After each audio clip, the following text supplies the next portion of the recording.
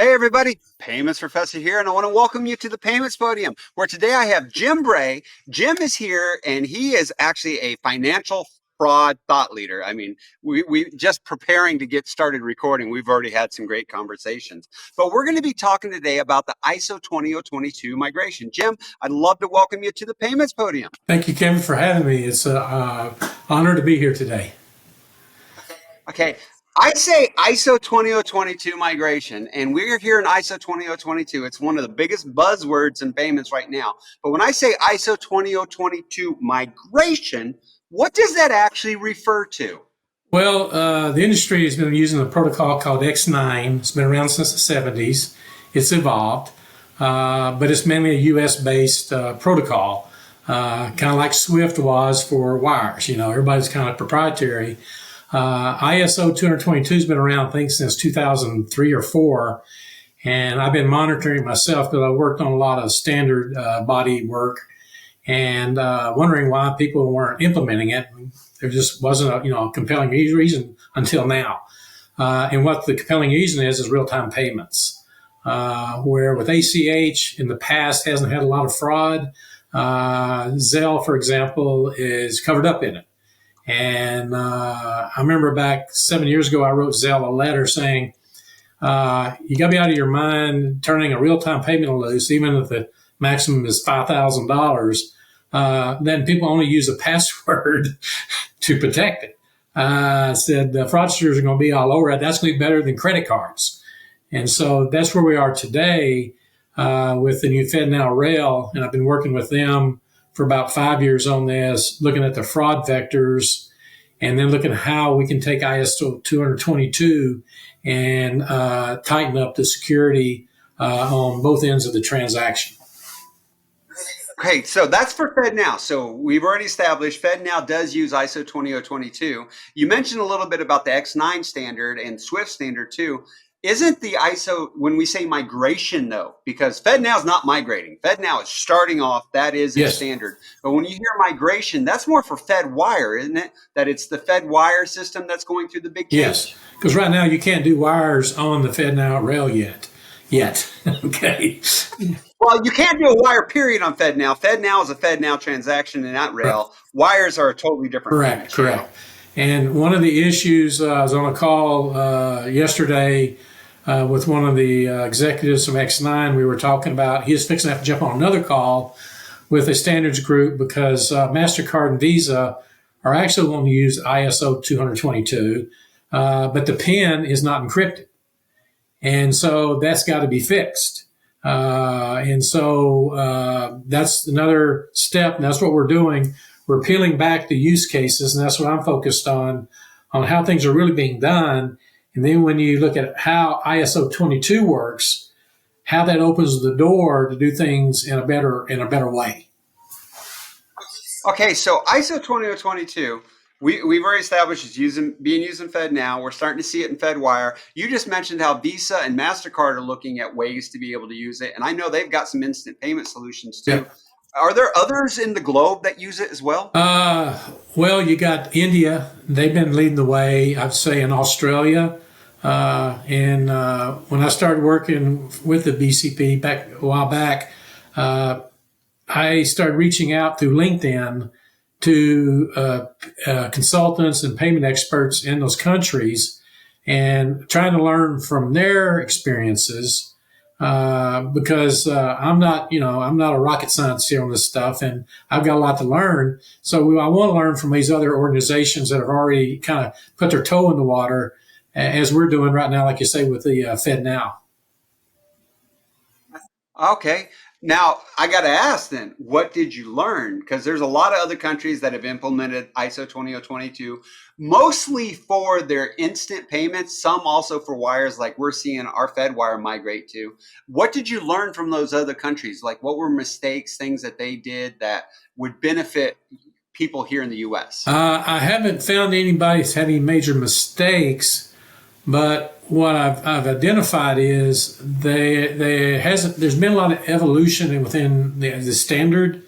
But one area that's lacking that I've been working on for the last month is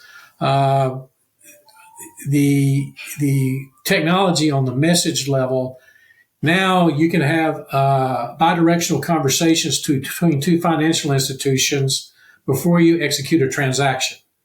And that has not been taken advantage of. So I'm working with a work group over in Europe that is working on creating these new message sets. So, for example, when Bank A is going to send a transaction to Bank B, and let's say it's an instant payment, the message sets that I'm looking to add are a message that would say, call it message 400. When the receiving bank receives it, they let what's 400 mean? It means I want to know how long this account's been open. Does this account receive a payroll check? Because fraudsters never put payroll checks in their accounts. So that weeds out that. When was a sanction scan run on this account holder? I think there's a fourth one I forgot what it was. But anyway, what it does is it gives you the ability to reach out to that bank and using messages. And a lot of this it may sound manpower intensive. I go, no, I'm promoting developing some policy engines that would take the standard, and then the bank that's sending the information and the receiving bank can put their risk posture around transactions in there, their policies on how they want to approach it. And then based on the answers that come back from that other bank, they look at it and risk score it. Now, another thing I suggest. So if I'm hearing this right, then a lot of this is similar, let's say, to return and reject codes. Yeah. We know within ISO there are built-in return and reject codes. That code comes back. Now it comes back to the sender and it tells them why it rejected or it was returned. What I'm hearing is you're saying more of, say, request for information, more of a standardization of the codes for the request for information that say, we're requesting X information. Like you just said, when was the last OFAC screening done? Does it receive certain types of payments? When is the last time it received a payment? Maybe dormant type information. Yes. So are you looking, I guess, futuristic use cases of ISO 20022, doing something like that? Yes, that's what I'm promoting them, because what I'm good at is I go through a lot of fraud cases because I get access to them about how payments and fraud goes down, okay? And I research it back to what was even in the fraudster's mind when he pulled this thing off, right? And then I look at it and say, okay, where through that whole process can we put controls in place to prevent that from happening again? And so you want to be proactive, where right now the whole industry is strictly reactive, right? It's like sending a micropayment. Well, what's that going to get you? I don't tell you much about the other end. We need to know a little bit more about it. So we need to have new standards around message types. Okay, and just 400 is a good example. There could be 100 iterations of that. But the thing is we need to be able to make decisions. And then when the bank that has the account holder wanting to send that money, you can go back to them and say, no, we're rejecting that, and here's why. Today, banks, have you ever heard of a bank rejecting an ACH payment? Hardly ever. Okay. No, it gets rejected by the operator for formatting issues. Right. That's the only real rejections that take place in Right. ACH. So now you've got a reason to go back and say, no, you're trying to send money based on a sanction scan. This guy's doing this for a living, and he's milking people's bank accounts, retirees. And this could be retirees going, oh, really? Now, a lot of these people that are making these mistakes, sending money to fraudsters, are aware that fraudsters are out there, but they're not using the common sense. But when the bank says no, and banks don't like saying no to transaction fees, right? But what banks are finally realizing is... Well, I think it's more than that. I really believe most banks, have good intent in what they're doing. Yes. It's not so much that they want to make the money. It's just... Right. It's hard, and I've tried to explain this to people for years. It's hard for a bank to jump in and say, we don't think you should be sending your money to do this, when they're not really sure what's happening. Right. I mean, nobody really wants somebody else to say how I can or can't spend my money, but yet everybody wants to be protected. Right. And a good example is the lawsuit with Navy Federal Credit Union and that admiral that, just kept sending the money. And so, I know the industry is trying to work with legislatures to create laws to enable banks and creditors to say no. But I said also the technology can do it as well, and it's going to be the hard proof, And so I think that's important in the industry to get control of this, because the quicker we get this stuff tightened up, then paper checks will go away more. They're going away now, but and as we all know on this call, check fraud is the number one fraud today still. Okay, I got to go a little backwards here for a minute. So let's rewind. When it does come to making changes to the standard, one of the things that when I explain ISO to people is the ISO part is International Standards Organization. Like there's an actual organization that oversees the standards. Now, in the same breath, just about, I will explain that we'll see things like RTP, FedNow, and coming with FedWire, all using ISO 20022, but all three are actually a little bit different. Right. So when you say changing the standard, getting adoption within the industry, what's that process actually look like? How do you go about making that happen? Well, it's like I'm starting out right now, just documenting this, submitting it to the committee that's working on this, and they're supposed to make decisions, I think, by the end of August. At least that's my initial impression. This ain't rocket science. So, okay, once they say, okay, we want to do this, then people that are currently using the current version of ISO 222 will have to go back in and update it. And again, that opens the door for risk, right? That's where you're going to need test beds. And again, that's where the Business Payments Coalition comes in. We have an access point installed at University Bank Corp that's strictly for that. And it's based on ISO 222. And as more people look out beyond the banking world, look at healthcare, all these organizations that could leverage this new technology, that's what we want to do, is have a place where you can go do testing offline with something that's giving you a real simulator. And then when you go live, your risk is a lot lower. And so, because if you look at today, just like what that malware hit 3 weeks ago, or not malware, when CrowdStrike. Yeah, CrowdStrike did their deal. It told me, and I'm old school, you test the stuff before you implement it. How that got by, I don't know. But that's another thing to talk about around real-time payments is, and I'm having these conversations with IS organizations as well, is passwords got to go. And also, too, really everything needs to be encrypted in all states, which is matching up to zero trust. Right. Well, can I slow down for a second? Because one of the things I want to unpack in what you said is when it comes to making changes, there are a lot of different people involved. There's a lot of different organizations. There's a lot of different financial institutions. I mean, we have 9,000 to 10,000 in the U.S. alone. There's a lot of different software packages that get involved. There's a lot of testing. So I've always told people, we can't just make a change that takes place overnight. No. It is usually months, if not years long in some cases. But you also mentioned the Business Payments Coalition. And I know sometimes my listeners, they hear about these groups and organizations, are like, wait, who is that? What do they do? How do I find out more? Could you maybe enlighten us a little bit on the Business Payments Coalition, who they are and what they do? Yeah, they've been around for about, I think, 3 years. And there's about 460 members registered so far. So all the major banks, payment processors, Microsoft, and then our board is made up of executives from the Federal Reserve and industry groups, and it's similar probably to the Faster Payments one, the different ones that are out there. And so, but we're right now just focused mainly on the banking industry, also in healthcare as well, because healthcare is wanting to get access because their payment systems are struggling. And so, again, this opens the door for an organization like us to be, neutral, provide a place to go do testing.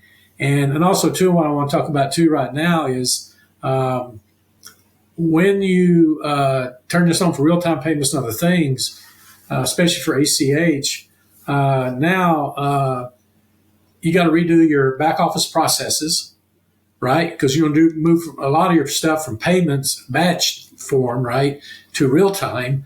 And so that's where you got to have the controls in, because I know of bank executives that are running payment operations. Ask them, I say, well, how often does someone, like a company, do a payroll push, and then an hour later they want to pull it back? And they say, well, that stuff happens all the time. With ACH, you can do that because usually at the end of the day is when they push the batch out. So again, this is where customers got to be retrained, employees, you got to change your policy controls, like I'm saying, got to get rid of the passwords when people are accessing these systems, and also actually submitting requests for a payment. So again, there's a lot of education and training that's got to go on. And based on conversations I've had recently with a number of CFOs of banks, that's not going on. When I talk to them about this, they're going, well, we've heard this and all that. I'm going, yeah. And they go, well, we're expecting our payment processor to take care of this. I says, well, they're going to take care of the easy piece, the technology piece, that protocol. But how that's going to cascade into your back office operations, you got to rethink things, because ISOs bring, and you want to be able to implement taking as much advantage of the ISO capabilities than just thinking you're still using the X9. Well, can I ask something on this then? Because I agree with you on the education, and I tell people all the time, either go to your payments association or go to paymentsprofessor.com. All kinds of educations out there to make sure financial institutions have what they need. But a big point that I get, you mentioned, was with ACH, because it's batched, I can send it in if I'm a business, and as long as it hasn't been transmitted by the bank, I can pull it back. If it has been transmitted, then I have to do reversals, no guarantees. ISO is totally different. Or is it? Is it possible that I could send it to my, let's say, my bank, and they hold it and then send it later? Or is it set up that it has to go immediately? Well, that's where this policy engine I'm talking about comes in. The bank can customize it to how they want to do their customer service. So they may say, if this is, they look at the payment where it's going, then they say, okay, do we queue this? You know, but the first thing they're going to send messages about that account on the other end. If everything comes back, positive, then they say, okay, do we send this now? Do we queue it? Or do we reject it? Whatever. But that's what it needs to happen, because most of the policy today in payments is done by humans. Okay. Now with high volume, even for small organizations, you're going to need software sitting in the middle there, where you can have more control about when those payments are actually executed, and also when they get rejected. What do you do then? Well, let me play devil's advocate here for a minute, because first of all, I am not against a delay or a queue for certain circumstances. Like, let's say high velocity payments start coming through, high dollar payments. I'm not against, let's put somewhat of a, delay in there. But I also know the expectation with something like FedNow and RTP is the immediate funds availability. And that can be, or probably is, a primary reason why that entity is choosing to use it. So what do we say when, the clearinghouse or the Fed are like, hey, you know what, you need to make sure the customers are getting immediate funds availability, when I will come back and say, well, we are, because it hasn't entered the network yet. But I mean, do you see what I'm saying, as far as there's a little bit of friction that's built there, but is that positive friction? Again, that's where more research has got to be done, more testing, crawl before you walk. I think that's what a lot of people do with the FedNow, and that's the way to go. Because I've had people say, well, what's the difference between in the clearinghouse? I said, well, the FedNow is trying to do more than just ACH, okay? Okay, and digital currency is in our future. I've had conversations with them about that, and that day will come probably someday, but... Okay, I got to tell you, because I get this one. Once you say that word on this podcast and my channel, I've got some followers that think FedNow is a digital currency, and it is not a digital currency. I've got to just make sure people understand FedNow is not a digital currency. There are countries that are using instant digital currencies, and they are coming in other places. I am not going to say that they're coming to the U.S. That's Jim's opinion, just so people know before you start flooding my email. Well, I said digital currency really started back when Diners Club started up, because there is no cash involved in anywhere in those transactions. So if you want to talk about digital, there it is, and look at the fraud around it. And that's what the Federal Reserve is looking at, is they're going, that's why we're not doing it. Okay. May never do it, but possibly. So again, but we first have to crawl before we walk. So we got to figure out how to get rid of payment or checks or serum, wires, all the stuff we got now before you turn people loose in the cash world.